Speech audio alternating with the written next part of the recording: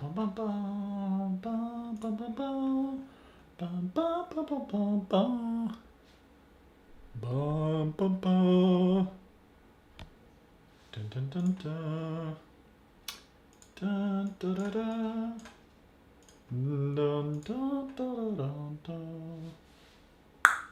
Bum, bum, bum. Jason, welcome. Thank you for joining. Sorry I'm late. I would like to say that I had some good excuse for it, but the truth is, well, actually, I was making some sauerkraut for the first time in a long time. And then I was like, oh, what time is it? And I realized it was 5:08, which is lucky because the clock in my kitchen is set an hour fast. And that's on purpose so that I'm still on standard time instead of daylight savings time. And well, I guess it's not lucky, but it said 6:00 whatever, and I was like, uh-oh. And then I realized it was an hour fast, so I was all good. Well, almost. Scott, welcome. So today I have nothing planned, and there's nothing interesting. Well, actually, there is something interesting on the horizon. The Timberline Trail video will be coming out soon. Like in the next... when should we release that, actually? This Saturday is going to be the public release of Wildcat House. Maybe like in another 2 weeks. Maybe like on December 10th. Monday, December 10th. Because I'm going to start editing it probably today. I actually made the project file and I got it started today. But I didn't actually start because I had a headache and I was like, never mind. But after this stream is over, I might do some editing on that. Let's see here. Is that all good? Okay, so couple of things, just housekeeping wise. Hold on one second.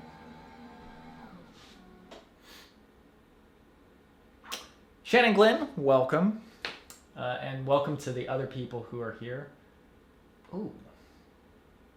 You need to change the video resolution. Okay, row. I forgot to change that. I wonder if I can change that midstream. So housekeeping stuff. What was I gonna say? Video output is currently active. Okay, well, let me know if the stream stops working. But as long as it keeps working, I'm not gonna change anything. Amy B, hello and welcome. Okay, but housekeeping stuff. For anybody who is a postcard or above level patron, which I believe is $25 and up. Is that 25? Yes, $25 and up. Andrew made a post about it, but so we did these patches, right? And we got the patches, and it's been like 2 weeks since we've had the patches, and the patches still aren't out. Postcards still aren't done. Postcards still aren't sent. And finally, we've been wanting to figure out some way to either figure the postcards out or to stop doing them entirely for a long time now. And I think at this point we realize if we haven't figured out how to get those sent out properly yet, we're not going to. So we're looking for alternatives as far as rewards. So we're definitely going to keep doing them digitally, I think. But do you guys have any ideas for what we can do in place of sending out an actual postcard? Because it's so cool. I would love to be getting a postcard myself, but just the logistics of sending it is making us, it's adding stress and it's taking away from doing the thing that you guys are actually paying for, which is making videos. So if you guys have any ideas about that, or any suggestions of what we can do, because we'll do anything digitally. Anything that we can do that doesn't require actually printing out addresses, putting them on envelopes, printing out, going to the store, printing out the postcards, and then shipping them all over the world. We'll do it. But those are, oh yeah, and yeah, the patches, man. Those should be going out this week. It's funny. I was like, Andrew, if you don't get the patches done, just let me know. I will come over and I will help you in the weekend. He's like, I got it. Then last week, he didn't have it. He came over for Thanksgiving. I was like, you got the patch still? He said no. So, anyways, it'll be done soon. Okay, but yeah, I'm glad you got the patches, Scott. Everybody else, I'm sorry. I prostrate myself before you and beg for your forgiveness. Jeremy Cox, welcome. Who else is here? Aaron Jones, welcome. Amy B, Scott, Jason. Okay, I think I got everybody. Chris Robinson, welcome. I suggested to Andrew to maybe send out a catalog of stills from the trips. That would be cool. We would actually, you know, that's something we've always been meaning to do, is to actually start taking some photos, like not just taking like screenshots from our videos, but actually like setting up cool photos and taking those, especially in regards to thumbnails. We should do a better job of like actually, while we're out there, looking for like a good thumbnail for the video, because we always just make it after the fact. And thumbnails are important for getting views. But anyways, never mind that here in Canada we have rotating postal strikes. Wow, that's not good. William McKean, welcome. Thank you for joining. I'm glad. How do you guys get to the stream when we do the Patreon thing? Do you guys just like refresh the page every few minutes once it hits the designated time? Because I don't think it'll notify you about the edit unless we actually specifically make it so that it notifies you guys. Okay, anyways, I feel like I've been rambling about nothing for the whole time. So, as I said earlier, I don't have any specific plans for this stream. I wish that I had planned something. I normally don't plan streams, do I? I don't think I've ever planned a stream. But yeah, I'm going to be doing some editing today. I just watched, I watched most of this, The Disaster Artist. I actually was a little disappointed. Granted, I've still not seen the entirety of The Room yet. I've only seen a bunch of different clips on YouTube. But I felt like it was just kind of painful to watch, actually. Tommy Wiseau is not nearly likable as I thought he would be. He's very likable in my head and from the interviews I've seen. But if he acted like this in real life, the dude is just a child. And I'm so curious on, like, where does this dude come from? Like, his secrecy behind it, I think, just adds to the interest. Okay, so everybody says that they just refresh. Okay. I wish there was a better way to do that. You can't make unlisted videos also do notifications, unfortunately. Calendar. Oh, that's cool. Yeah, you know, I think, especially the postcards, we literally just go to CVS and print them out at the little kiosks, and it's literally like 15 cents a print.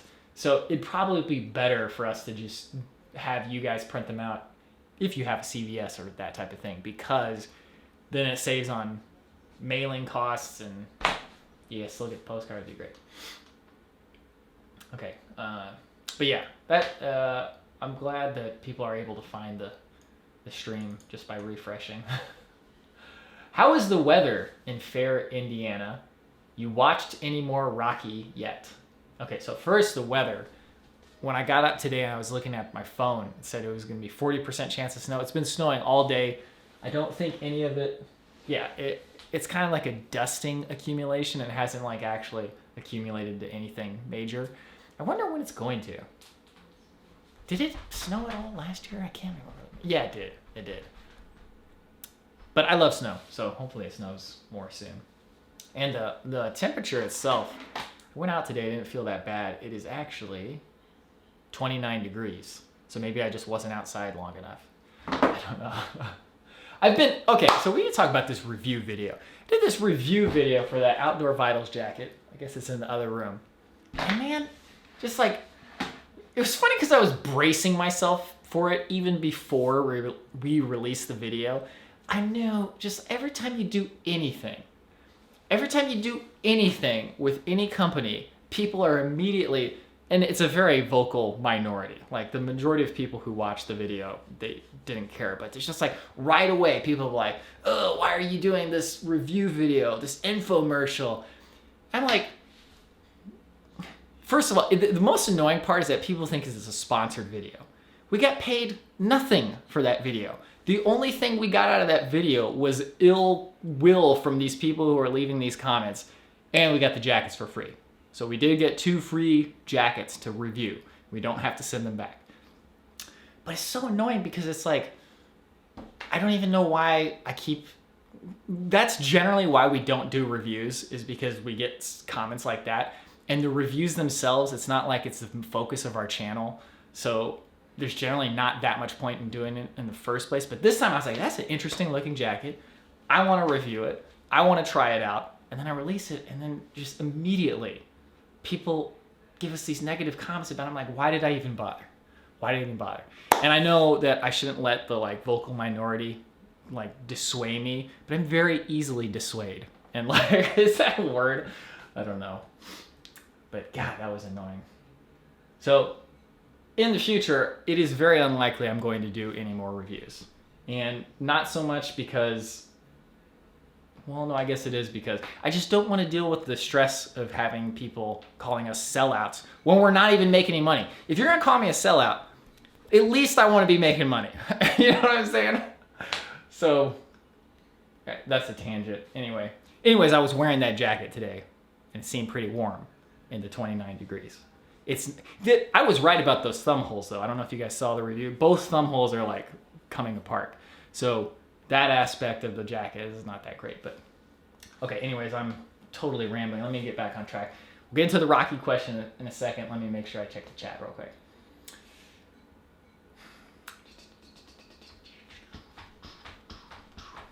Getting a cold front today.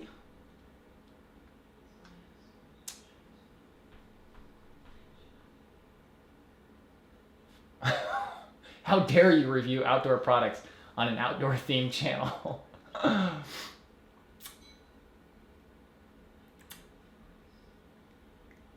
Yeah, you know, that's another thing. Scott says, I always click on a negative person's profile and see what they're bringing to the world of YouTube. Usually it's nothing. And you know, that's so true. It's so easy to just leave a comment that makes somebody feel bad or dissuades them from dissuade. That is the word that I was looking for. Dissuades. Yeah, that is a word. Dissuades them from doing something. Just all it takes is 2 seconds and you hit whatever. This one dude left a comment talking about how like Outdoor Vitals is, I can't remember what they said, like corrupt. I can't remember the word they used. They're basically just calling them a bad company and they're calling them evil and stuff. And I was like, dude, why are you saying that? Like, can you tell me why it is you're saying that? And then he was like, I don't need to give you sources and stuff. Just think about it yourself. You're a smart person to be able to figure it out. I'm like, so you're just making this up or something? I don't understand. And maybe that's kind of the problem, is I'm taking people who are unreasonable and trying to attach a reasonable persona to them. Like if somebody's just gonna be unreasonable, they're just gonna be unreasonable. And I know I should just let it go, but I'm not good at letting it go. Unethical, that was the word. I was like, unethical, what are you talking about? Like, was there some Outdoor Vitals scandal? And, you know, for the record, I think Outdoor Vitals, like, everything I've used of theirs has been either good quality or great quality. So the jacket I thought was good, and the sleeping bag I thought was fantastic. Like, that sleeping bag is an excellent sleeping bag. So, I mean, I don't know what... you can't please everybody. You're right. Maybe he is competition to Outdoor Vitals. That would be really weird. Like if somebody was just hired to just make comments on all their videos and like all videos about Outdoor Vitals stuff and then just negatively comment on them. Anyways, but also I think part of it too is that when you get a review unit for free, it's like, you can't be, I think the worry is that you can't be completely objective. So like, even though I was being as objective as I possibly could, I still did get the jacket for free. So I don't want to do any more reviews where that people could poke a hole in that argument, or you know what I'm saying? Like people could try to say, oh, well, you got the jacket for free. Of course, you're going to be saying something. Even though that's how, like, every single reviewer for everything, like, every professional reviewer, they get all their stuff for free. It just gets sent to them by the company. But people will always accuse somebody of, like, selling out because they got it for free. It's like, dude. Okay, I want to get off this topic. I don't know why I'm still even talking about it. Anyways, okay, you guys know what I'm talking about. Probably not going to do any more reviews, though, because I just don't see the benefit in it. Okay, so have I watched any more Rocky? I watched the first 4 Rockies. So I watched the first one, the second one. The first one, it was like, I have so many thoughts about the movies. First of all, the 5th one looked so bad that I basically just skimmed through it. For some reason, they're all free on YouTube right now with ads. So I just took a chance on it. I don't even know why. But I think partially because I've always wanted to know what Rocky's all about. Like, so many people always talk it. It's like this cultural touchstone, and I know nothing about it. The first movie was like so long and kind of boring. But in retrospect, after seeing the first 4 movies, I actually kind of think it's the best one still. Just because Rocky as a character is so much more likable and developed in that one. And he's such an idiot goofball. He's like, I got some donuts, cupcakes. You want some donuts or something? Like, he brings Adrian to his house, and it's ridiculous. And then, like, oh yeah, okay. Okay, we'll get in that in a second. Okay, but then Rocky 2 is pretty good too, because that was like, oh yeah, he's got this fame, but then he doesn't know how to manage his money, and he's still in debt, so he still needs to fight. And Apollo Creed can't let it go because he's a fighter. So Rocky 1 and Rocky 2 are actually pretty good. Rocky 3 and Rocky 4 are great dumb movies by themselves. But when you put it next to Rocky 1 and Rocky 2, I can't believe I'm saying this, because when I first saw Rocky 1, I was like, this is kind of boring. Like, why do people like this movie so much? I started to like Rocky 1 more after seeing 2, 3, and 4. I don't know if it's like Stockholm Syndrome or something, but seeing the other movies, I'm like, man, Rocky was like such a nice, lovable idiot in the beginning, and all he knew how to do was fight, but he was a nice guy, and he didn't break the guy's thumbs, even though he was supposed to break his thumbs. And then Rocky 2, Rocky 2 was still kind of that character, and it was still pretty good. But then 3 and 4, like, those were just ridiculous movies. And 4 especially. 4 was like a half hour shorter than the first Rocky movie. And almost nothing happens in that movie except for montage scenes. It's just montage scenes and like a couple lines of dialogue. You can predict exactly what's going to happen from start to finish. But overall, I was entertained throughout all 4 movies, and I can see why it has such a, place in movie history, if that makes sense. I don't know if that does make any sense. Okay. Okay, so anyway, who asked that question?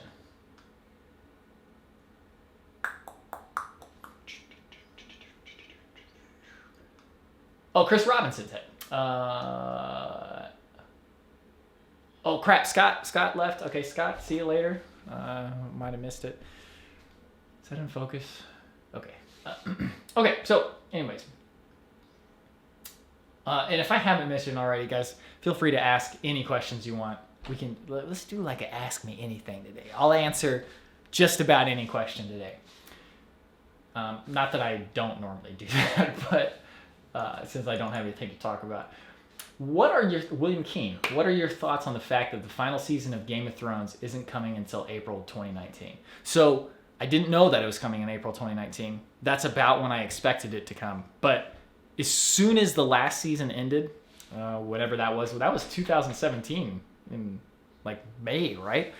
Whenever it ended, I said, okay, I'm going to forget that this show even exists. I'm not going to think about it.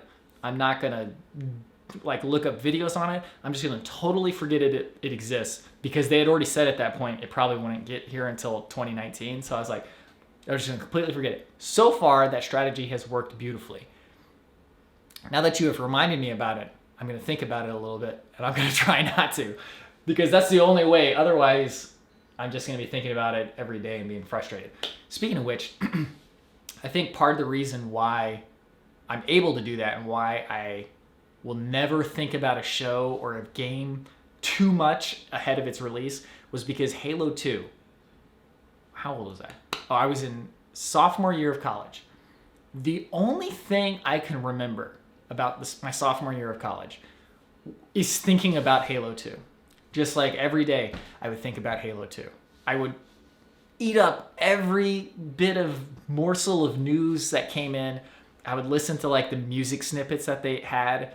And it bubbled to the point where one morning, or it was one night, my friend Josh and I, we were roommates 1 year in college. We're like, yo, we've got to go see if we can get an early copy of Halo 2. Because this one guy posted online, said he got one. And then we heard that it was like at the Mooresville Meijer. It turned out it was at the 38th Street Meijer. But we drove from Bloomington, Indiana to Indianapolis basically at 4 a.m. because we wanted to catch the night shift workers who wouldn't know that they weren't supposed to sell the game early.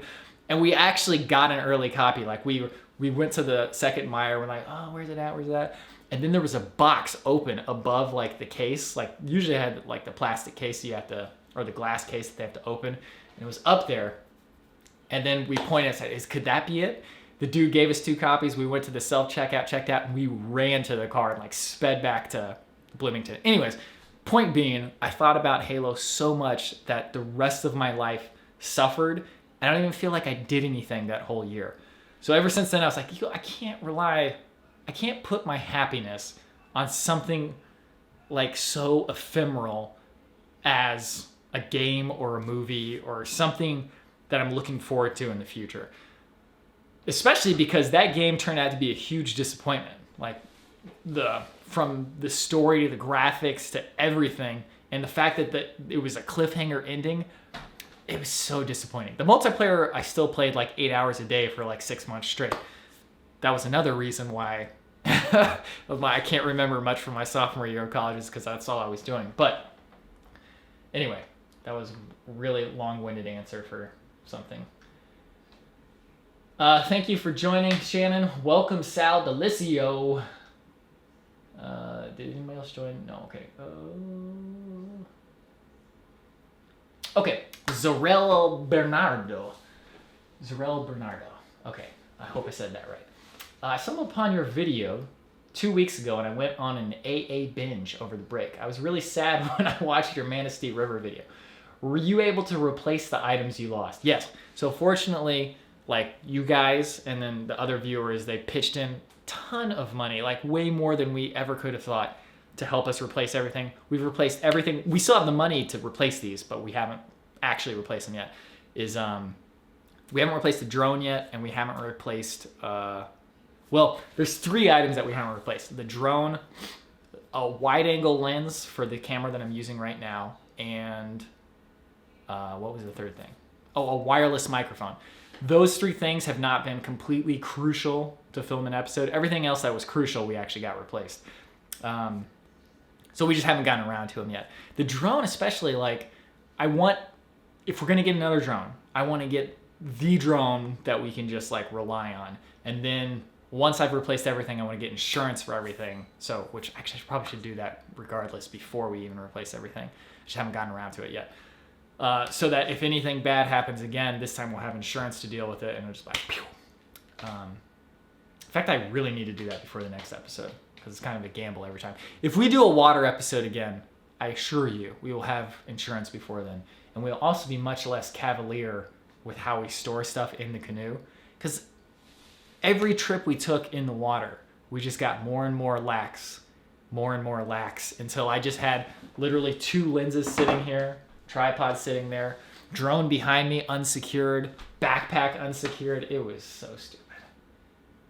So stupid. And you know what's funny is that when we announced it and we're doing the live stream, I was so afraid that everybody was going to be like, how could you be so stupid to not take care of your stuff better and to not have insurance? Because that's what I was thinking to myself. I was like, how could I be that stupid? But I think hindsight, everybody always says, how could I not have insurance? But it seems perfectly reasonable to not have insurance ahead of time.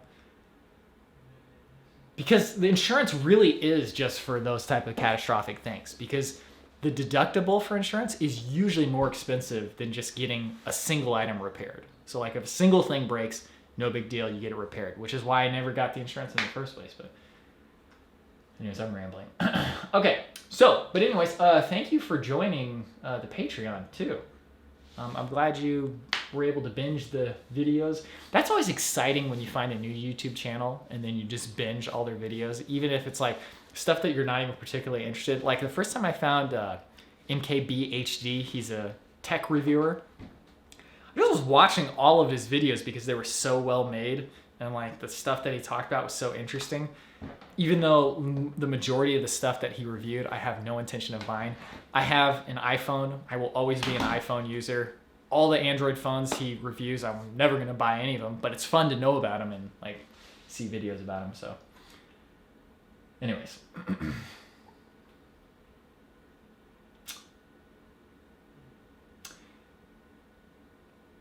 Okay, Chris says, more importantly, are you playing Red Dead 2 yet? Talked about it on Thomas and Andrew's stream a few weeks ago.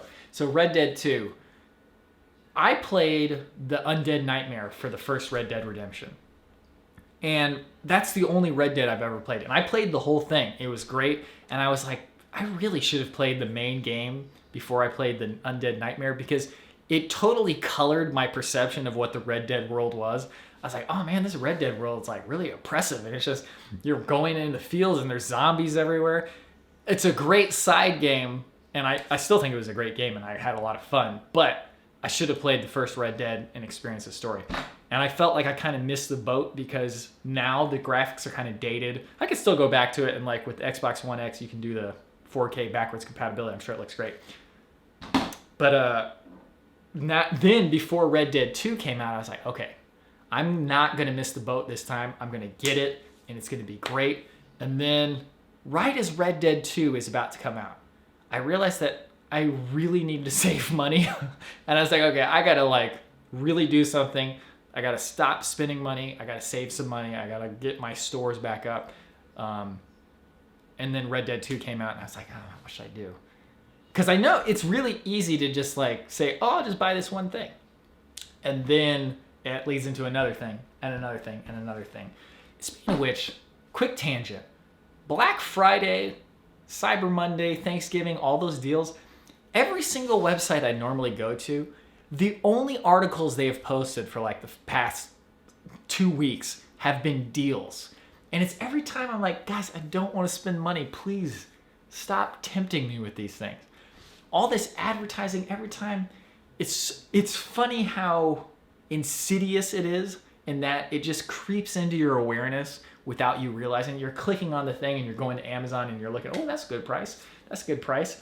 Even on stuff that I like 2 minutes before I forgot even existed. Not that I hadn't thought about them before and wouldn't want to have them, but just trying to save money is very, very much more difficult than I have given it credit for, especially when it comes to online shopping. Just like, you just click a button and the pain of spending is barely even there. But long story short, Red Dead 2, I can't wait to play it. I'm hoping that Thomas or Brian and Andrew finishes it soon and they get bored of it. Hopefully they don't like the online.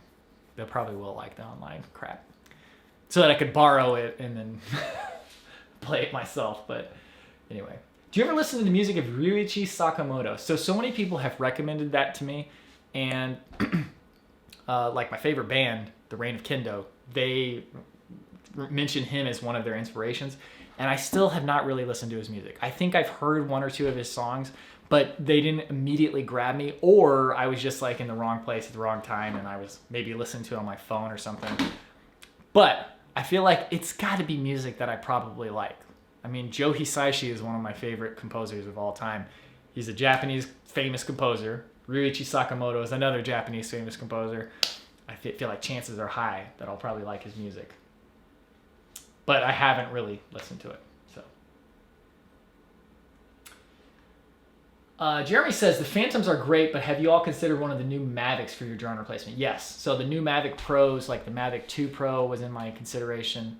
The Parrot Anafi was actually pretty high on my list because the picture quality is great.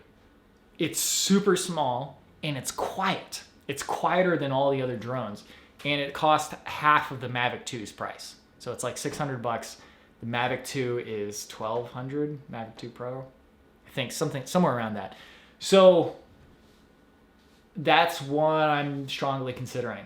I haven't really given them that much thought yet though. So I don't know, we'll see. Sal says, it was unfortunate that the calamity happened, but if it meant the birth of a yearly telethon live stream, that could be good in the long run. That's true. That telethon live stream was really fun. We should just do those even when we don't need to like raise funds, because it was really fun to do. But yeah, everything's gonna be in a dry bag. You better believe it, son. Yeah, MKBHD is great. I agree, Amy B.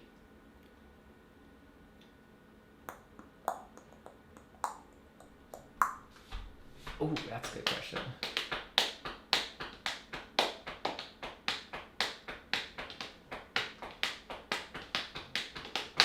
Okay, Sal says, is FF15 still your favorite game ever or within the top 3? So, no.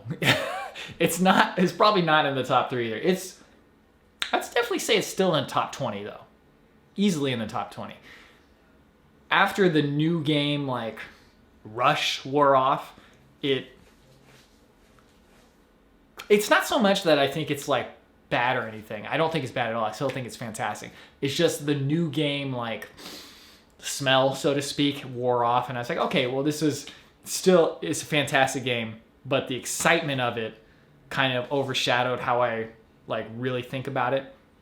So like the true classics like Ocarina of Time, Yoshi's Island, Shadow of the Colossus, those are still like kind of in my top 10. Final Fantasy 15, it's a fantastic game, but it's not as amazing as I initially thought it was. Still a good game. Still a great game.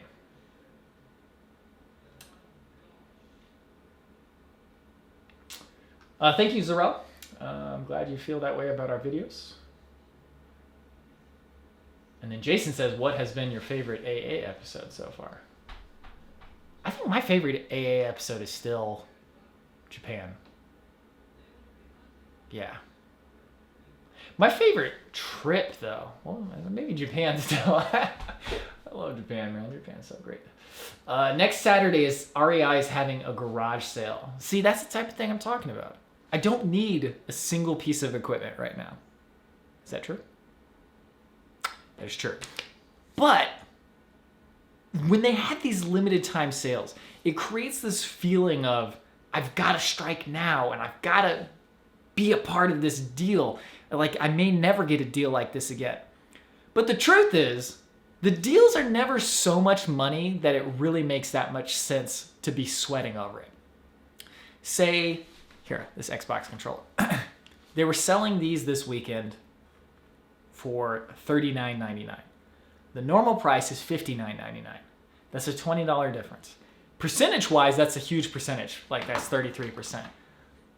But in terms of actual money and, like, mental energy and the time you could spend working, does it really matter if you buy it now and pay $40 or buy it later and pay, and nobody ever sells it for the full $60 anyways. Like, buy it later for like $55 or $50.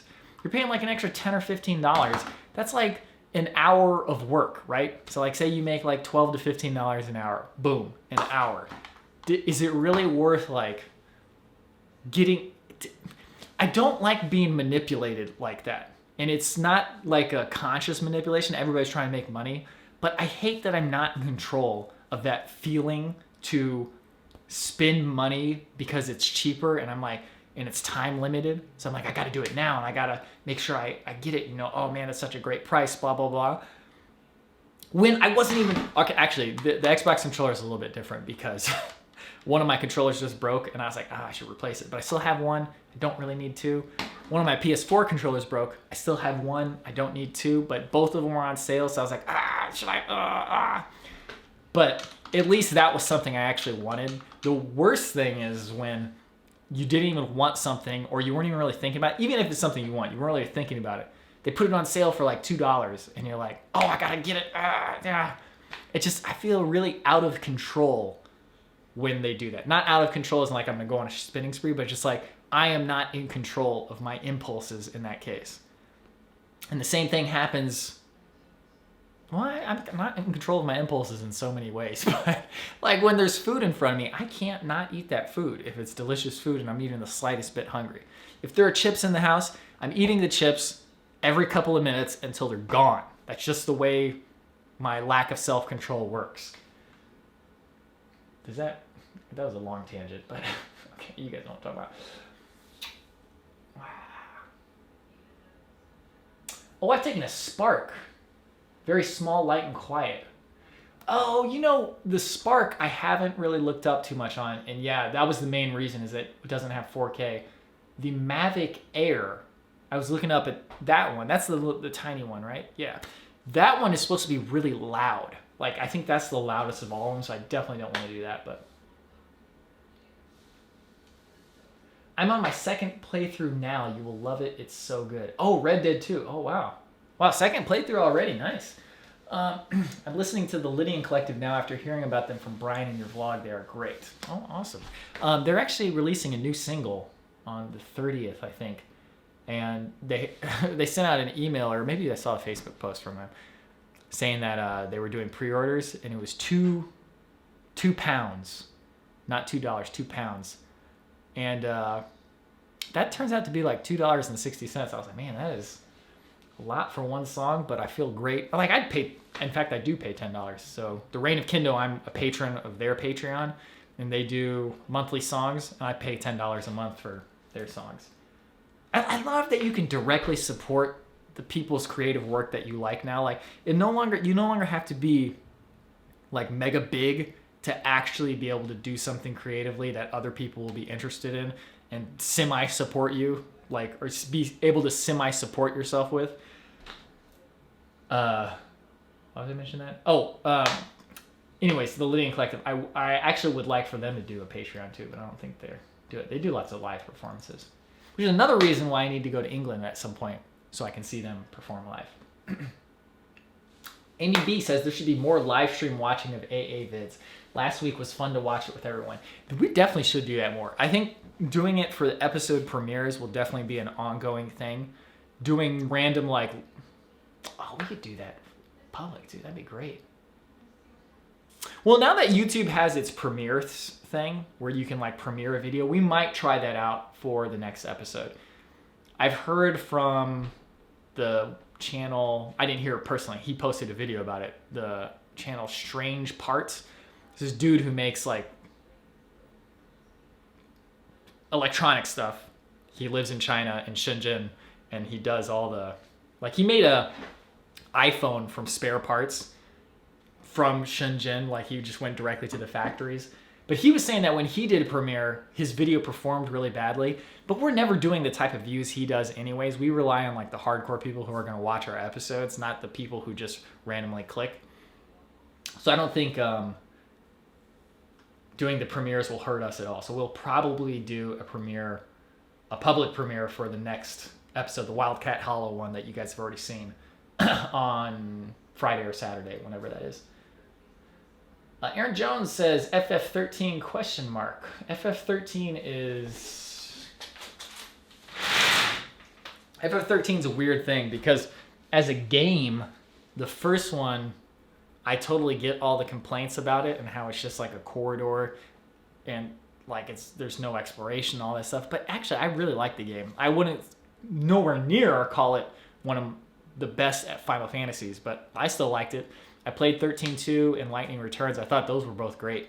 And Lightning Returns more so, the actual game itself, like, they kind of burned all of their goodwill with 13 and 13-2, so it was too late, but it was probably the best gameplay-wise of all three. That was great. And that's actually backwards compatible on the new Xbox now. Okay, anyway. The DLC may have hurt the game's feel as well. Final Fantasy 15. I thought the DLCs were cool, but they were definitely like completely separate from the actual game. And they took so long to make. And then recently, like, Hajime Tabata left the team, and now they're only doing one DLC. Very strange. What a troubled development that game has had. Okay, Zarel says, I love the Mount Whitney and the Southwest road trip just because I lived in Arizona for 4 years. Nice. Don't kid yourself. You know Shenandoah is your favorite. And the /S means sarcasm, right? Yeah. So for those of you who don't know, Shenandoah is a funny thing because we made that episode. And like we think it's our weakest episode, but there's people who think it's their favorite. I've talked to, I think, at least 2 people who said it was their favorite. But yeah, 2 people. Huh. The problem with it is that it's like 20 minutes shorter than a normal episode. So it's got that working against it. And the second part, just the main thing that bothers me is we have like 15 minutes of us just sitting there eating dinner. It's like we didn't film nearly enough interesting stuff. That's a really short trail too. But it does have some really good music. Andrew wrote some really cool songs for that. And it's like this very like flowy stuff and some cool cinematography. We even had a drone shot in there. I mean, they all have their strengths and weaknesses, but Jason says, I like Japan, Dolly Sod's Winter, and Algonquin. Hike the Narrows have a... If there's one thing I've gathered from your personal philosophy, Robby, it's how much you value your own liberty. That is probably pretty accurate. I wonder, if it's just like I spent so much of my life just like following the path that was given to me and just being on rails. And then, especially school, it's funny how much school, it did the opposite of maybe what it was supposed to do. Maybe this is the point of school. But conformity and, I mean, I conform in so many ways. So I'm not trying to say like I'm this non-conformist or whatever, but like doing things that just like the set path, I'm just like, no, if the set path is the right path for me, then yes. But if I feel like I'm just being forced to do it, I might do it anyway, but I'll really, really hate that I'm doing it. If that makes sense. I felt so compelled to get some Black Friday deals, but kept asking myself if I really, really need it. Plus, of course, the cost of fuel and the time to get there. Wait, what are we talking about? I must have said something. Oh.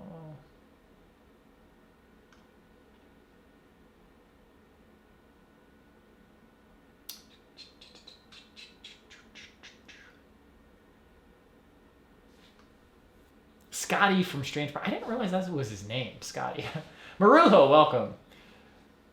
What other creators do I support on Patreon? Okay, let me see who they are. I'm pretty sure it's just The Reign of Kendo and Poop Poop Fart. Poop Poop Fart. I don't think that's what he calls himself anymore. Oh no, he does. So there's 3 people, or 4, sorry. The Reign of Kendo, Poop Poop Fart, Jana Priyan, and My Life in Gaming. So Kendo is the Reign of Kendo. They make music. Poop Poop Fart, he does covers of video game songs on YouTube. And I think his YouTube channel name is PPF. So PPF, just Poop Poop Fart. But his Patreon page still says Poop Poop Fart. But he does these like amazing covers of video game songs. And it's all the songs that I like. And he does music videos, great lighting. He uses real instruments. He gets like these odd instruments and like he'll use like a trash can lid. It's awesome stuff. Jana Priyan, he's the guy, if you guys have been watching for a long time, I did a musical collaboration with this dude. And I found through Candy Rat Records, they just posted one of his like little homemade music videos. He does incredible music. He does little music videos with them sometimes too, but he rarely posts, but when he does, I always like watching. And then the last one is My Life in Gaming, their YouTube channel that just they talk about video quality for video games. It's kind of hard to explain unless you have watched one of the videos, but basically, like, they'll go really deep into certain topics on different video game stuff, and they have amazing production values. It's kind of like the videos that I would like to make if I made video game videos, but also the ones that I would never want to make because I know how much effort and time it would take to make them. So I'm happy to support all those people with that because it's the type of stuff I want to watch, and it's great when you can just directly contribute, like I said. Okay, 7 is still the best. I completely agree if you're talking about Final Fantasy 7, although it wavers between 6, 7, and 9, and 10 and 12. 6, 7, 9, 10, 12. No, maybe not so much 10. Yeah, I don't think 10 so much. Okay, 6, 7, 9, 12. Depending on the day, my favorite will vary between those. Actually, right now I'm playing the retranslation some fans did of Final Fantasy VII. Oh man, it's great. All the dialogue makes sense. It's perfectly contextually sound, so like everything makes sense. They wrote it all, so it's very clear. It's honestly like a new experience for that game. Like every single line of dialogue makes a bunch of sense. So like I'm going through and talking to every NPC and like basically re-experiencing the game for the first time. It's been fantastic. Peter Von Gom and Kuma's Kitchen. Okay, I want to know who those are because I know only in Japan and I know Adventure Archives, obviously. A dinosaur podcast called I Know Dino. I need to know more about this too. I did not know that you could have a dinosaur podcast. Oh man, that's interesting. Yeah, I would love to see that. Oh, Aaron Jones, I support AA and Uptrail 71. Uptrail has a Patreon? Why was I not aware of this?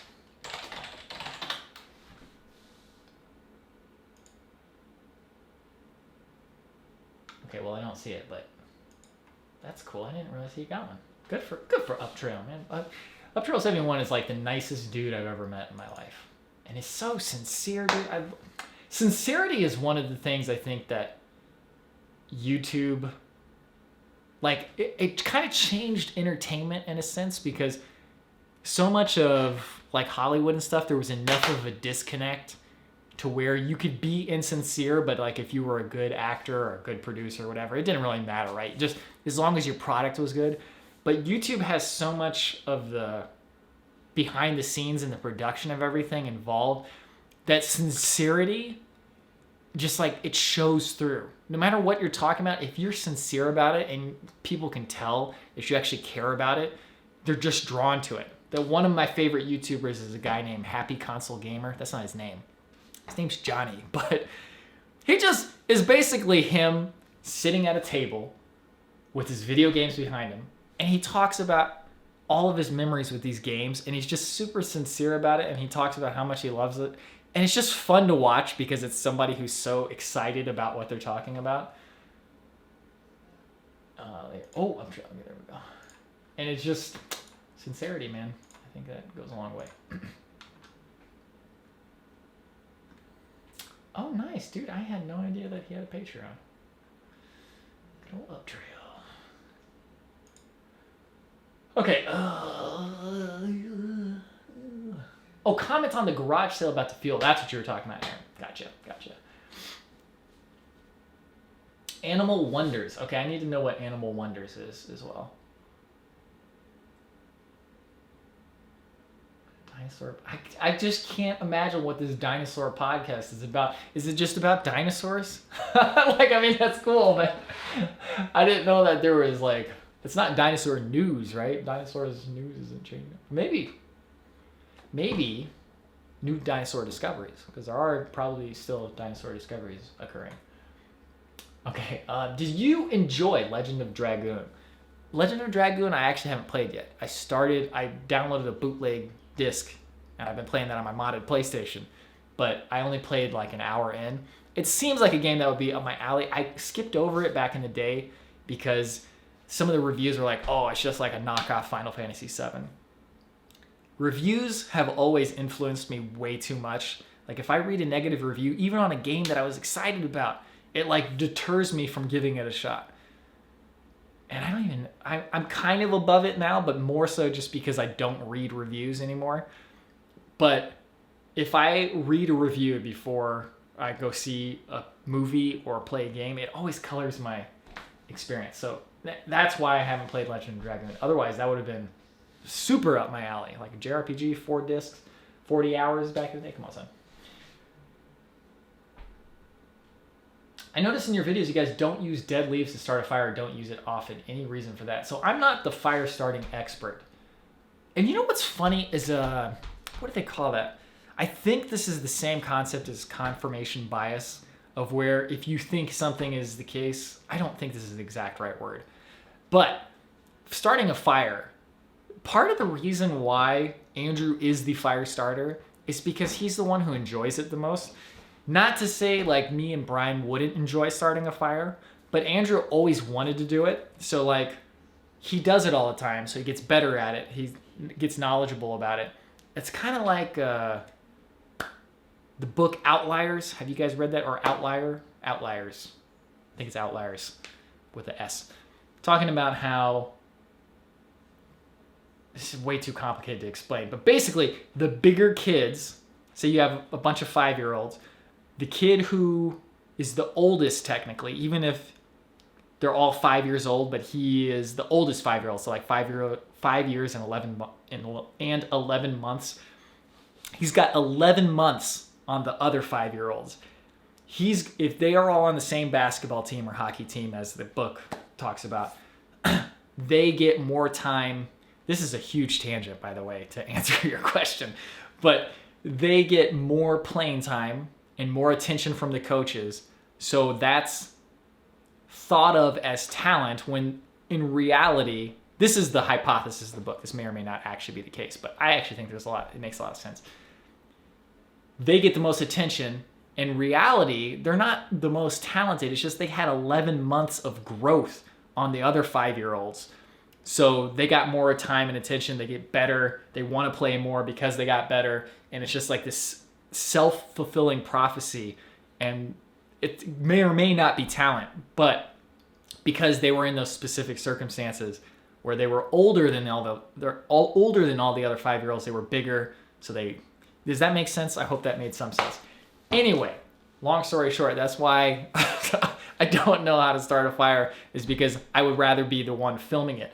But in the same way, that's why I'm better with the cameras and all that stuff, is because I'm the one who enjoys filming the most. So I'm always learning about cameras, and then I'm filming, and then I get more practice with it. But that's good though, because in our team, we each have things that we're like really into. So here's a Rocky quote for us. We fill each other's gaps, I got gaps, she's got gaps, we fill the gaps. We fill each other's gaps with our different skills. So like I focus on this, Andrew focus on that. Long story short, dead leaves don't seem to work very well to start fires. That's the main reason. They're not good tinder. When you start burning them, they just go up in smoke right away. It's just, there's no point in using dead leaves. So there you go. From my experience of watching Andrew start fires. Okay, anyway. Oh yeah, Chris Robinson. I haven't watched that 20th anniversary Ocarina video yet. I started that last night, but I didn't finish it. Okay, so it is dinosaur news. They tend to discover about 2 new dinosaurs a week. What? Okay, yeah, I'm going to have to listen to this podcast. Dude, I had no idea. Dinosaur news. Come on, son.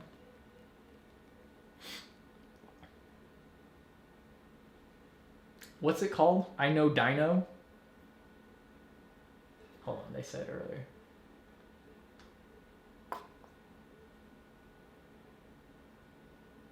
I Know Dino, yeah, okay. Well, I'm going to subscribe, and I'm going to give it a shot, but just in case you get excited that I'm going to be listening to it, know that my podcast tastes are very particular. Not that they're particular subject matter-wise, but like if I don't like the podcast or the host, I don't stick with it. So, just letting you guys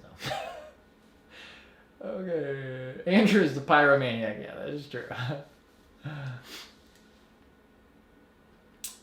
Steve Miller from Panama City. Please tell all the guys we are safe. Hurricane Michael eye wall went right over our house, but we boarded up the house and back. Oh, that's good to hear, Steven. Glad you're safe. Man, are you telling me that there's hurricanes going on and there's fires going on?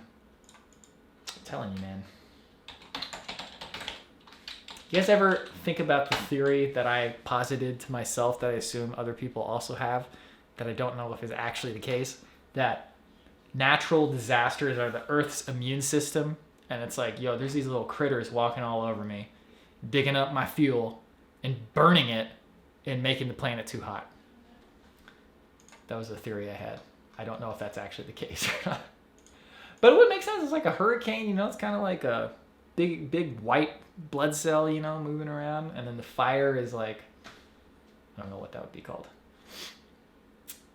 Okay, anyway. I meant to look up the hurricane and then I totally forgot what I was doing. Okay, but good to hear that you're safe, Steven. I will let everybody know. Actually, my Rocky impression was really good, like the day or two after I finished watching all those movies, which was just like 2 days ago, but it was fresh in my mind. But I didn't usually do decent impersonations, but yeah, different skills, and then it just, we all compliment each other. It's a great way to work. In fact, I think that is the ultimate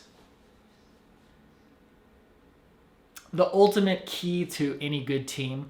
I had a basketball team, and I apologize if I've told this story before, because I almost assuredly have. I've told this to many people. I had a basketball team that I played with. It was just like a rec league, and we dominated everybody. Like, we just, one season, it was not even a contest. It was so easy.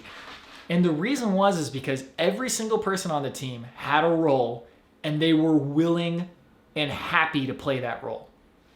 So, like, not everybody's going to be the scorer, not everybody's going to be the dribbler, but everybody played their specific role. So we had a center, and he was happy to just hang out in the bottom, get passes from people, and lay it up. We had this amazing rebounder. He was happy to do nothing else but rebound the ball and pitch it to somebody else. We had me, who was happy to just shoot three-pointers all day long. We had another guy who was like a good guard. Everybody had a role to play, and they were willing to play it, and we killed everybody. It's when you have teams where people are overlapping roles and you have big holes that aren't being filled. So, like, if you had two people who are just always wanting to shoot three-pointers, that's not going to work, because you need one person to do that, or just however many, you know, like whatever your team structure is, you need people to focus on their specific roles and to actually be happy to do their role. Even if it's not a role that is normally considered like a super glamorous role, it's still got to be one that everybody wants to do. If everybody's doing their role happily, it's just, everything goes fantastically well.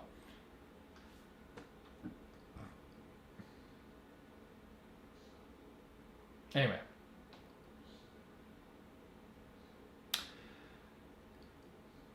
Yeah, Maruha. It's kids playing hockey in Canada. I'm pretty sure that was the one in the book as well.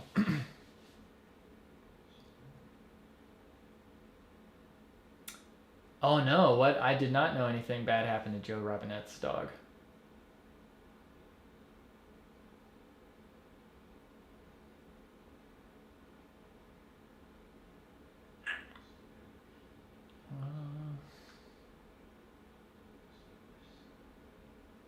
Oh, lymphoma in the neck. That's not good. Dude, you know, that's a funny thing. I've never had a pet, but I can imagine how horrible it would be to watch. Like, that's the other thing, man, is if you get a pet, you are guaranteed, not guaranteed, I suppose, you could die first. That's morbid. But having a pet, it's almost guaranteed that you're going to have to watch that pet die. So that's like a heck of a thing to have to, like, commit yourself to. But I mean, it's probably worth the trade-off as much as people love their pets. So, yeah, that's unfortunate to hear, man. Okay, so let me get back to, hopefully the most we can all ask for is that his dog does not suffer. And that if he does have to go out, he can go out nice and peacefully. I agree. The fact that you all have your strengths is great storytelling, especially when you guys stray out of your respective comfort zones. Very entertaining. Well, I'm glad. I won't be insulted if you don't enjoy the Dino podcast. Just fangirl for all things Dino. I should have been a paleontologist. How would you even go about being a paleontologist? I guess you'd probably start in school, right? You could study how to, dig up bones and stuff. Nerd alert! Austin Powers is one of my favorite movies. Well, at least it was for a long time. I haven't seen it in a long time. Bruce Phillips, welcome. Our son Elliot turned 5 today. He got an REI Tarn 12 for future outdoor excursions. Nice. Let me see what a Tarn 12 is. Oh, it's a backpack. Oh, nice. Oh, that's a good looking one. Very nice. The other thing is that gear and equipment, I unsubscribed from all of any gear review channel.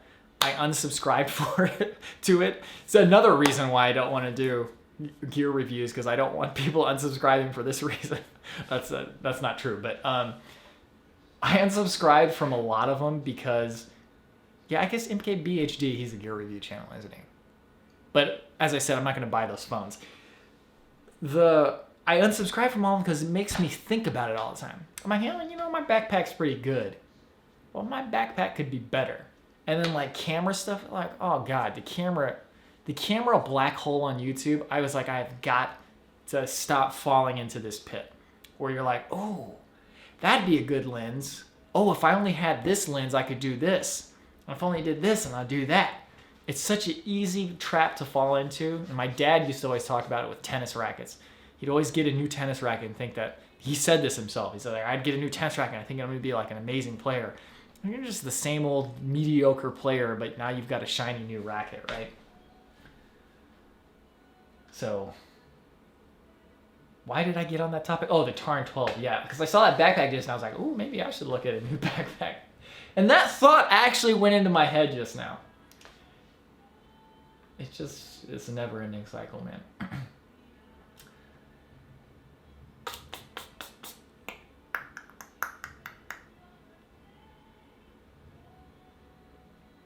You should check out Maximo at the Field Museum if you haven't already. I assume that is a big skeleton of a dinosaur.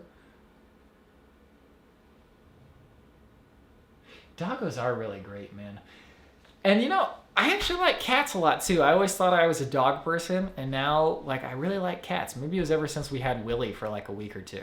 Did I tell you guys this story about Willie? I did, right? Well, when did I say it? Who did I say it to? Oh no, I was telling Brian and Andrew, I think.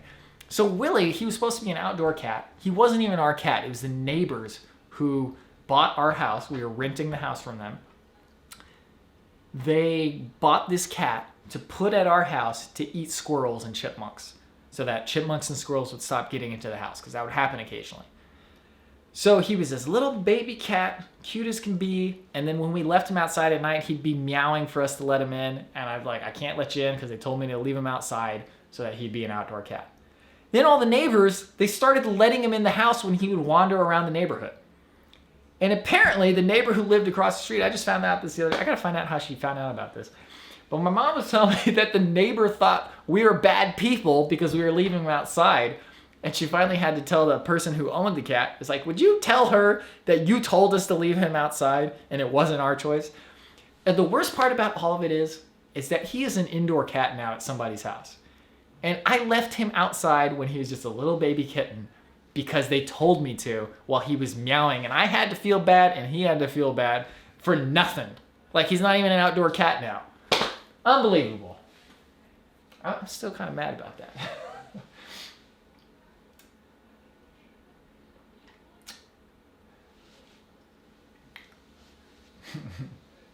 Yeah, the unconditional love of a dog, man.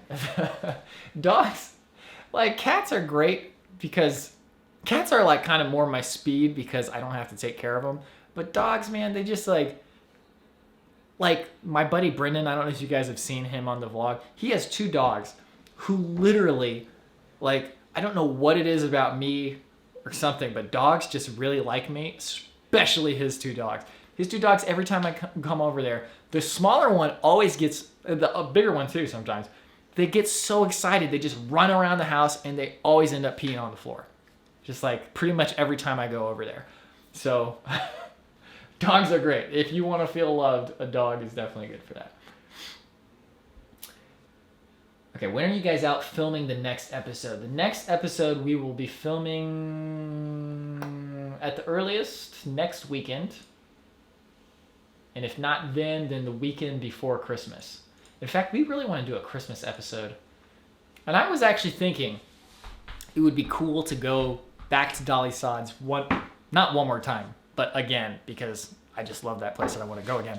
But it would be cool to go there because you know what? I got to tell you guys about this. You guys will be the only people who will know about this.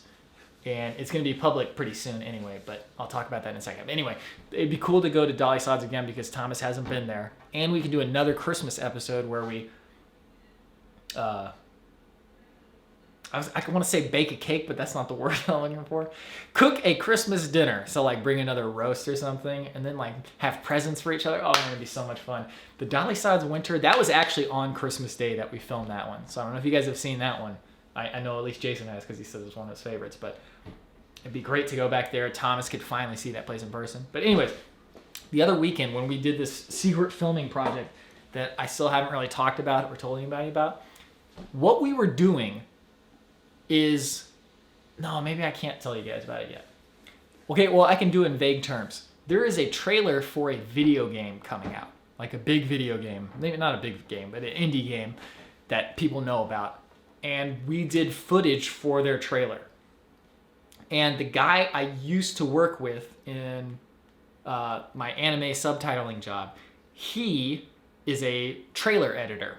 So he does trailers for a ton of different indie games. He does trailers for all sorts of video game stuff. He like carved a niche out for himself of doing video game trailer editing.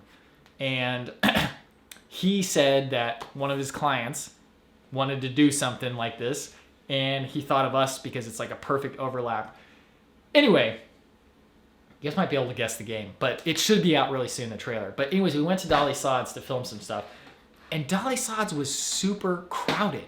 Like, it was unbelievably crowded. Like, there was cars all over the place, and I was like, why is this place so crowded? That's the bad part about the outdoors is that one of the best parts about the outdoors is not the solitude, but the not crowditude. So it's not crowded and it's not like just filled with people, and you can go back, you can like experience like some quiet and, you know, just not being around a bunch of people.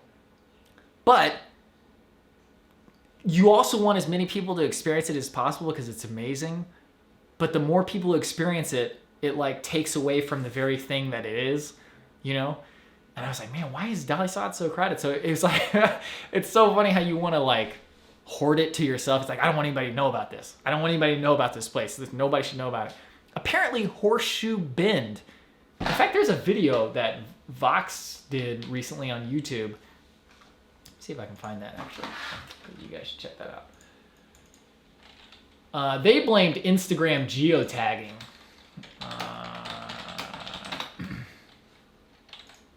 It's called What Happens When Nature Goes Viral. They blamed geotagging for some places getting too crowded. And apparently Horseshoe Bend is one of those places that it became really crowded because people started discovering it. Whereas before it was just like a pull off on the highway that nobody knew about and nobody went to. And now they like encourage people to not geotag stuff. And like, I was like, oh, I wonder if our Dolly Sods video has contributed to that. But as how crowded it was, there's no way our video did that, especially since I don't even think it has more than 200,000 views. I think it broke 100 though. Let me see.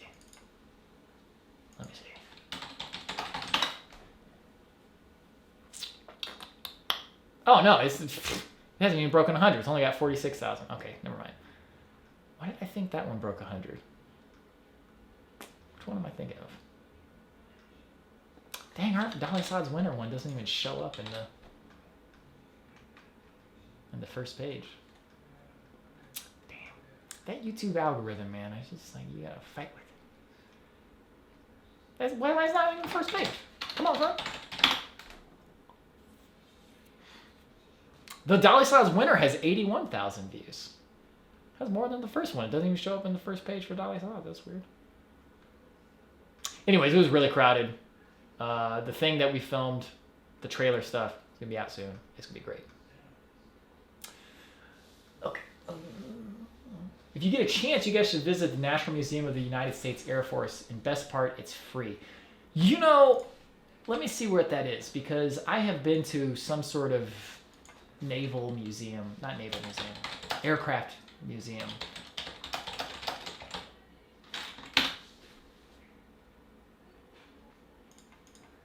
Let's see if it's the same one.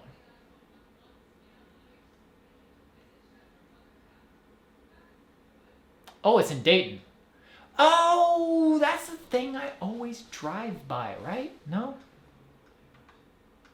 No, definitely not, because I'm thinking of going north on 31. But I do always drive by there, because I'm always going from Indianapolis to Columbus. So, yes, we should go there sometime.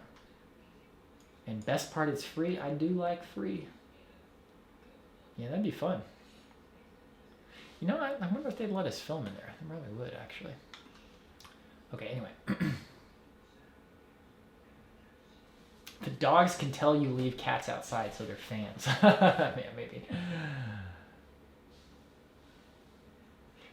Mankind crossed the Bering Land Bridge and reached the South Pole with dogs by our side. You can't beat that kind of companionship. That's true.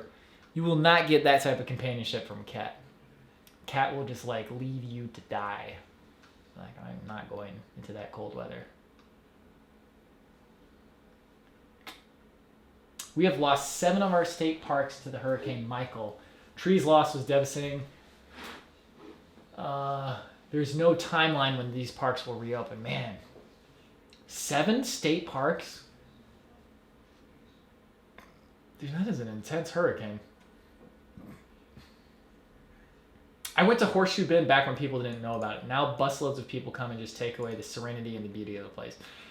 Yeah, like when we went, it was super crowded, so many people there, and they were desperately building like infrastructure so that there's porta potties and all this stuff.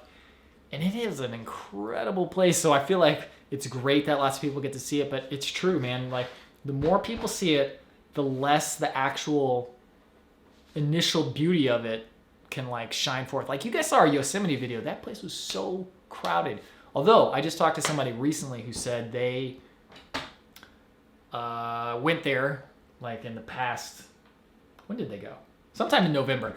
They went there, and it was the off season, and there's like nobody there. That's probably a good time to go. I think maybe that's what it is we're going to find a better way to balance when people go there, but I don't really know how you do that, so. And I don't want to discourage people from going to places that I think are amazing, just because I want it to be not crowded. But the urge is there, you know what I'm saying?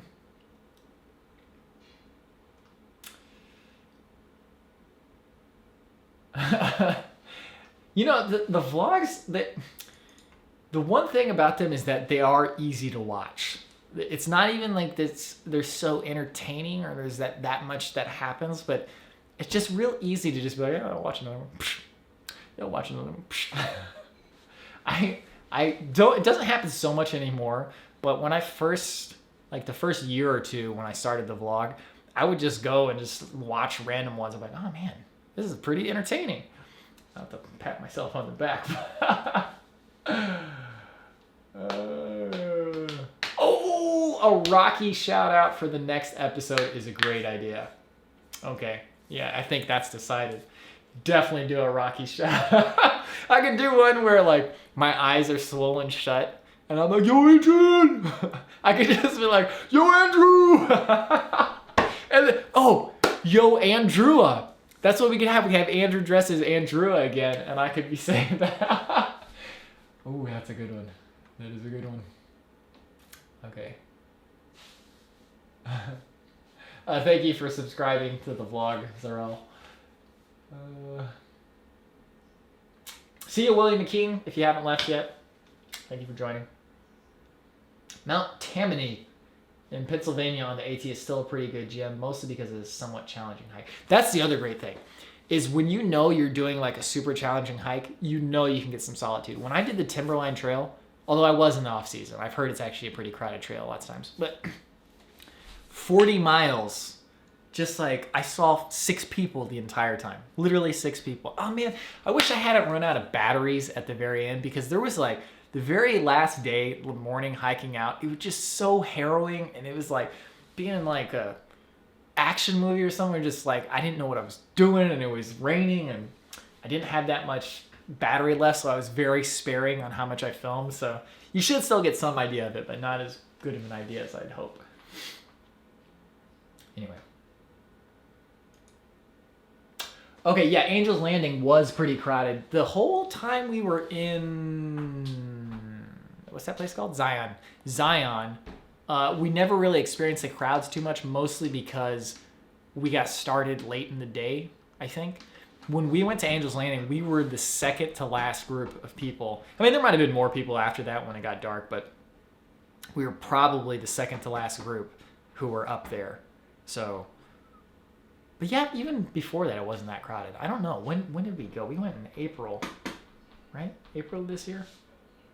Yeah, I don't know why it wasn't that crowded. Maybe it was just because the season hadn't really started yet. But yeah, it's so crowds versus no crowds. That's the good thing about a lot of backpacking. Like, you may not get like the amazing views and stuff, but you can get the solitude. Like when we went to Wildcat Hollow, except for that, it was really weird. So if you guys have seen the latest episode, the trails themselves weren't crowded at all.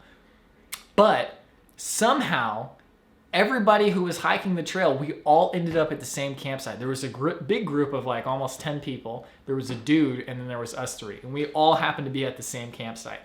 And there's a lot of campsites out on that trail. So, but it was actually nice. Like everybody was very... nobody was loud or anything, so it was no problem. Like that doesn't bother me, camping with a bunch of people. It's more just like when it's super crowded, like on the trail itself, that's when it can get no fun. Well, I mean, it's still fun too, but it's not as fun. But the whole point of what I was trying to say is that if you go to places like that where it's just like some random backpacking trail in Ohio, you're going to be able to get that solitude and just being out in nature, and you don't have to worry about crowds or anything like that. You can always get that. It's just the places that look the coolest that usually get crowded. So maybe that's why Dolly Sods was so crowded. But Dolly Sods, I don't understand why it was so crowded. It's weird. Because most people haven't even heard of it. Maybe that's just what happens is people hear about it and then boom. You guys got to do some AT sections as a full episode. We definitely do. I think the main problem with doing those long trips, doing any type of long trip, is that if we have to do a specific amount of distance, like we wouldn't have to with the AT, right? Yeah, we wouldn't have to. But doing a specific amount of distance, especially after I did the Timberline Trail, which was 40 miles, I did that by myself. And I'm able to, like when I'm by myself, like it's really easy to set your own pace, you know, and you're like, okay, I need to do more mileage. I need to really go at it. Lost my train of thought.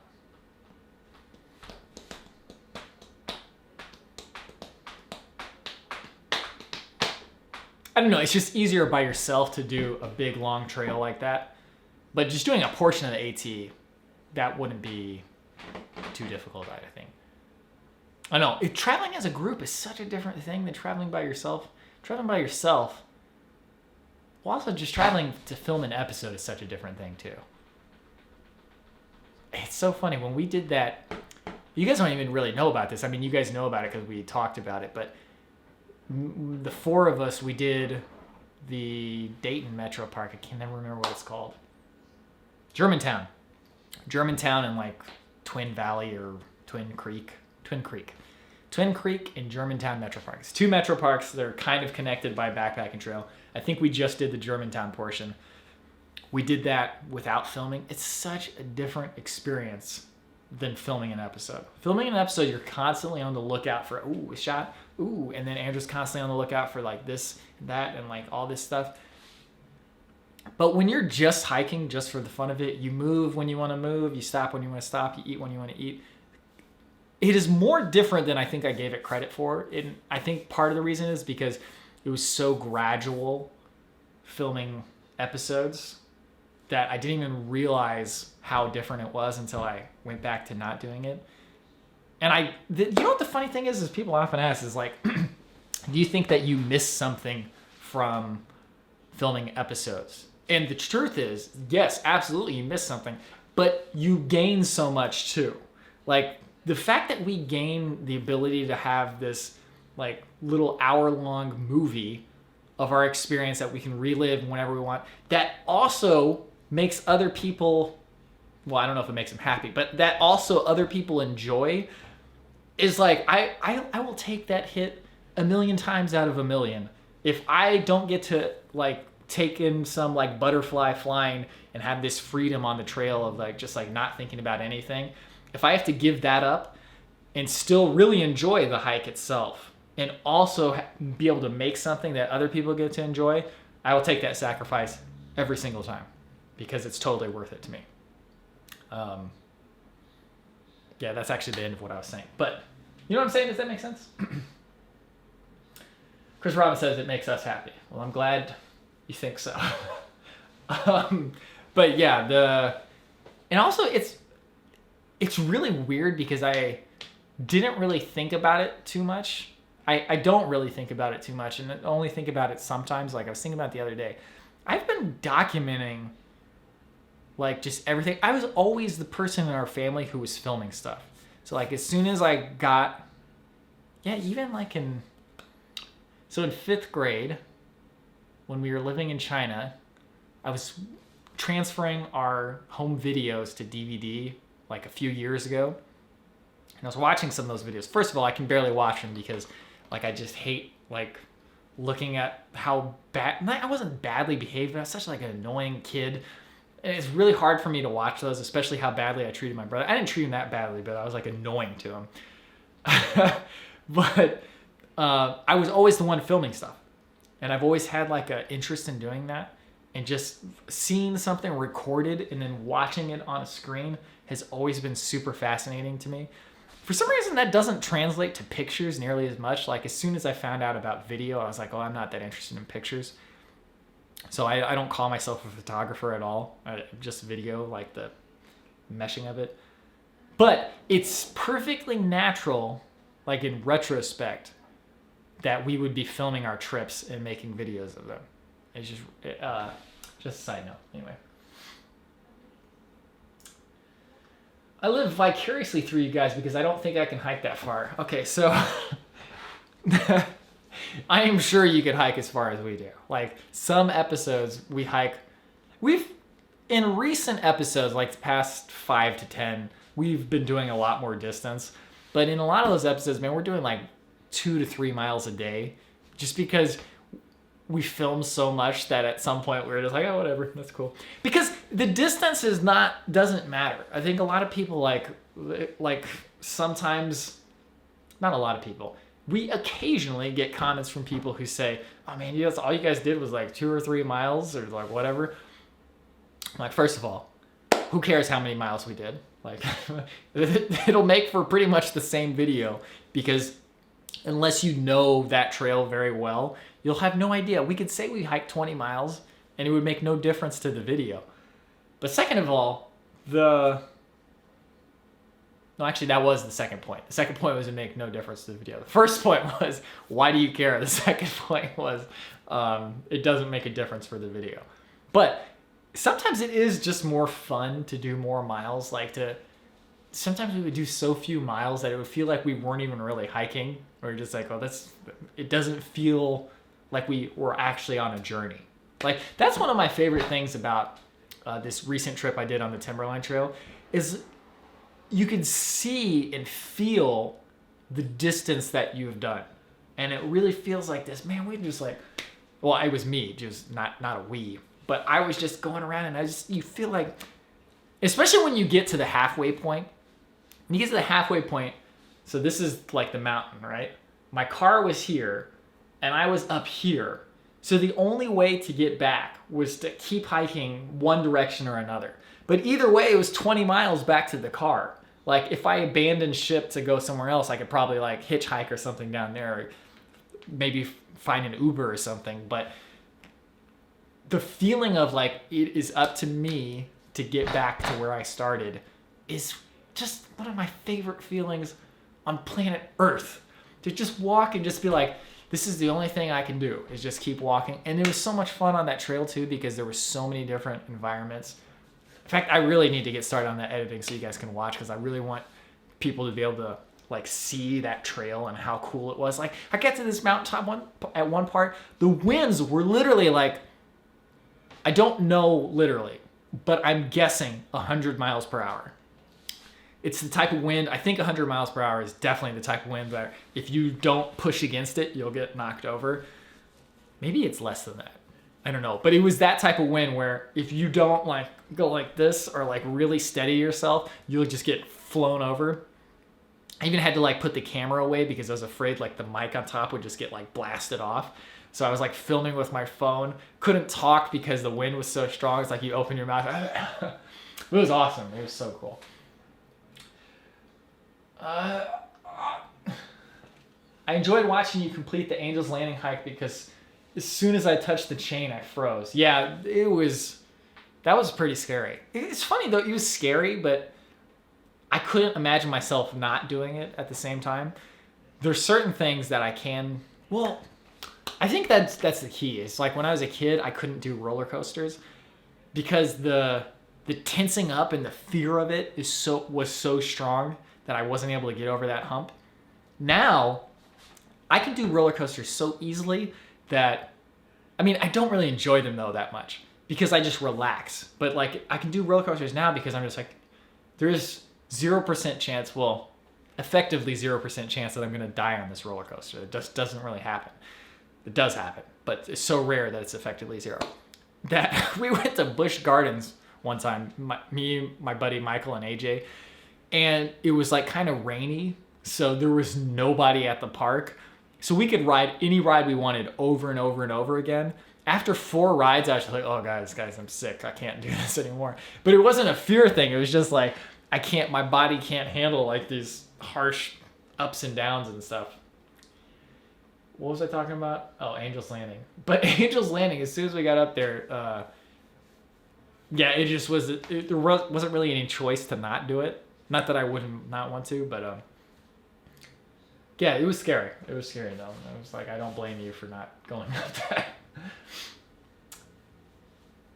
I think you guys have a perfect balance of distance and dynamic scenes. I think we've definitely gotten better at it. Like in the past, I think we probably did a few too little miles. Like we probably could have stood to do a little more to have like a little more of a journey. I think that was the problem with Shenandoah. Shenandoah is just like we did so little that a lot of the episode was just us sitting at camp.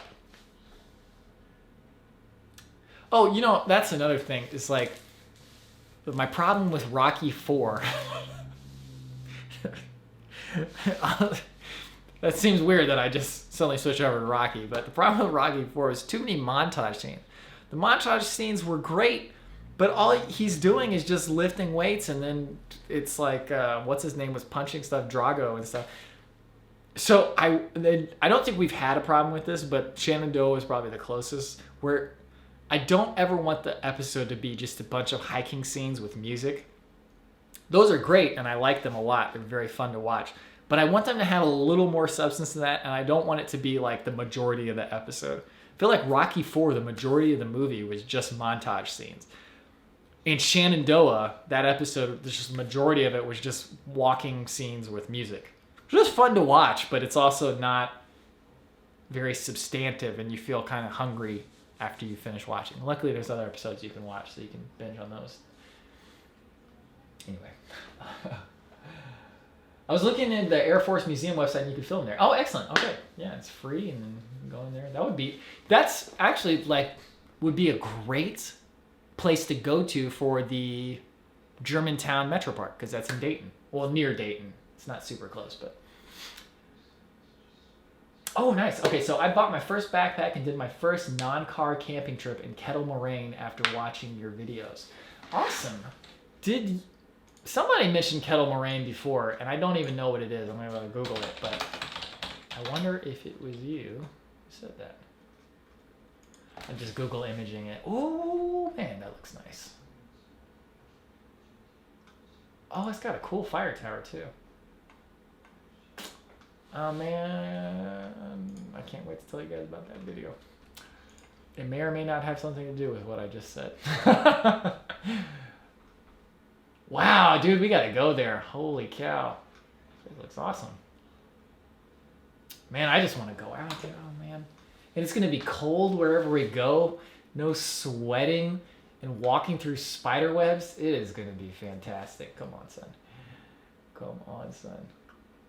I found a group in Florida called Girls Who Hike. I've joined them and excited to finally do a meetup group hike with them. Awesome.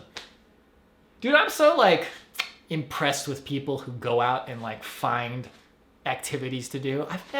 I've always been really bad at that. And I've always just ended up entertaining myself instead of finding other people to do things with.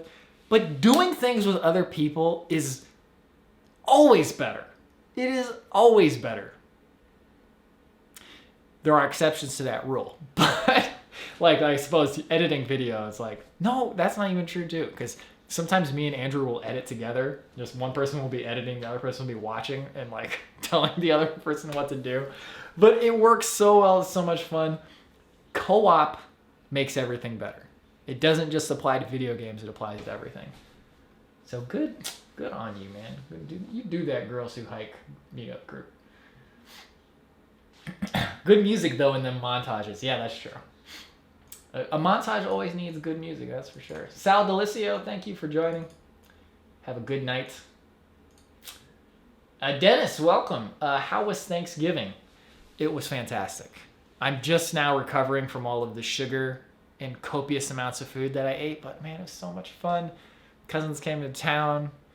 Our family has 38 people. 38 people came this year, I think. It's the eye of the tiger, it's the thrill of the fight. Hold on. Dang it, I only copied the raws over.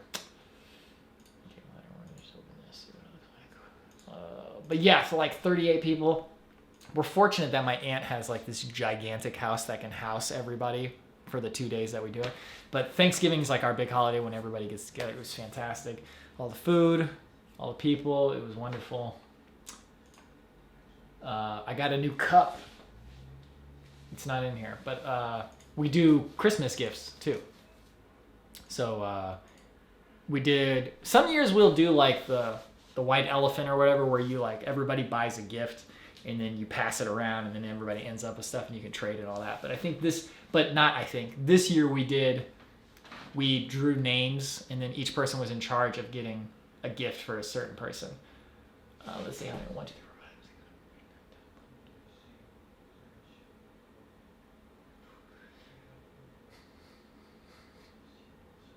Yeah, 38 people. We had 38 people this year. It was awesome. Thanksgiving is like my favorite holiday because of that. We all get together. And that just like further proves that everything's better co-op. It's like when you got a big co-op group, it's fantastic. It's like the times when we used to play Halo 1 multiplayer in my mom's basement. She had this big basement and we just like, it was unfurnished too. So we just put out these tables and put these gigantic CRT TVs on there, played Halo 16 player multiplayer. See, that's the thing, man. It's like Xbox Live and those online games, you can play anytime, but playing in person, just nothing beats it, dude.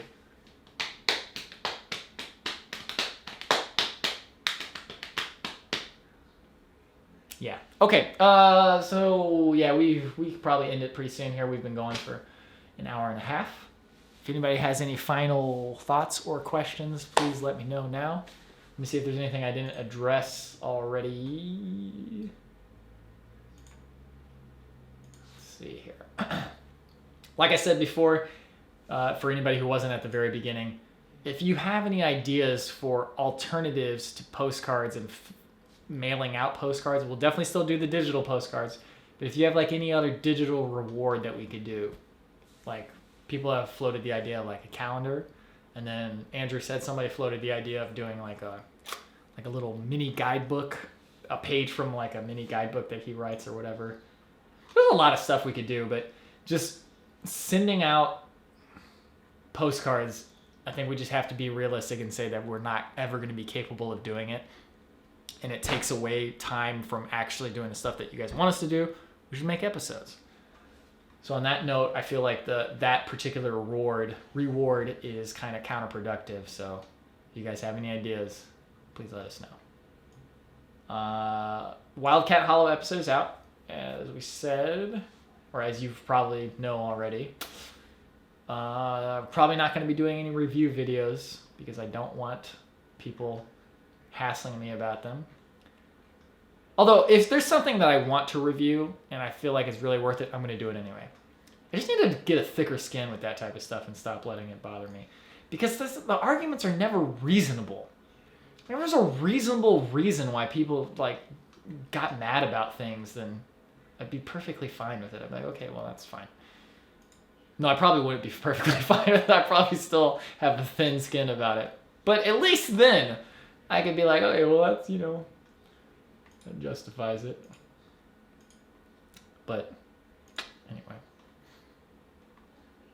Like, dude, when we first launched the Patreon, there was a dude who was like, it was so annoying because I was like, these videos are still going to be free.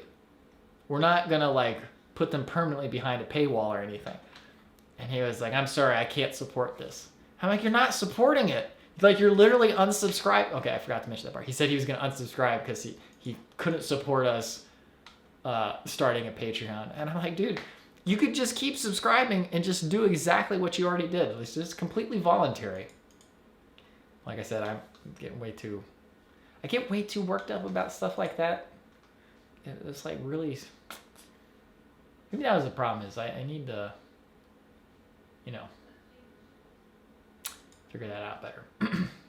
Okay, now I'm just now I'm reading emails like an idiot. Okay, so yeah, let's go ahead and end this this stream.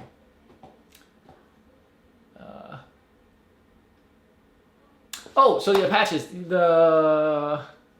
only thing I thought of in regards to postcards is once a year. That could be cool, because then we could do like New Year's postcards.